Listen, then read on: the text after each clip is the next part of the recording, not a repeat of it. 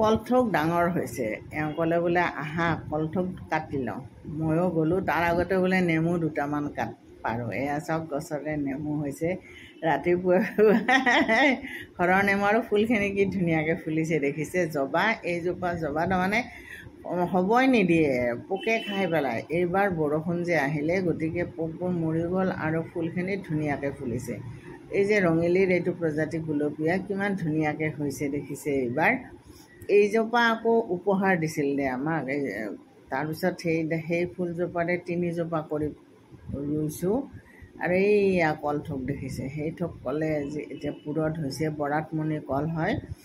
মাটি নাই, ব্লক কেইটামান গুচাই তাতে এওঁ এদিন এই কলপুলি কেইজোপা ৰুইছিল। আৰু যিদিনাখন কলথোক পৰিছিল কি যে ফূৰ্তি।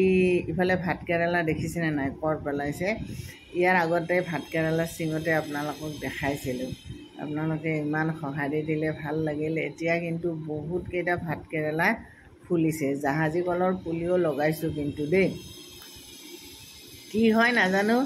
মাটি নাই, অকণমানি মাটিতে ধুনীয়াকৈ তাৰমানে ব্লকৰ ওপৰত মাটি দি ধুনীয়াকৈ গছখিনি ৰুই দিছোঁ। ৰাতিপুৱাই সেউজীয়া পৰিৱেশটো দেখিলে মনটো কিবা এটা ভাল লাগে। এই ভাল লগা কথাখিনিৰ কাৰণেই আচলতে গোটেইখিনি কষ্ট। তলত মাটি দিছোঁ আৰু তাৰ পৰা গছৰ পাত যিখিনি পৰে সেইখিনিয়ে সাৰ হয়। আৰু এওঁ ধুনীয়াকৈ কলজোপা কাটিব লৈছে। মানে কলথোক, কলৰটো জানেই এবাৰ থোক পৰিলে সেইজোপা কাটি দিব লাগে। গতিকে বৰাতমণি কলৰ আকৌ কি জানেনে নাই, ইয়াৰে কলফুলটো খাব নোৱাৰি। কলফুলটো জাহাজী কলৰ দৰে তিতা লাগে। গতিকে কলফুল নাখায়, কিন্তু কল বৰ সোৱাদ। বাহিৰ ফালে কেঁচা যেন লাগে কিন্তু ভিতৰ ফালে পকা আৰু বৰ সোৱাদযুক্ত হয়।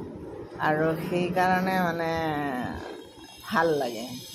মই আকৌ মালভোগ কলত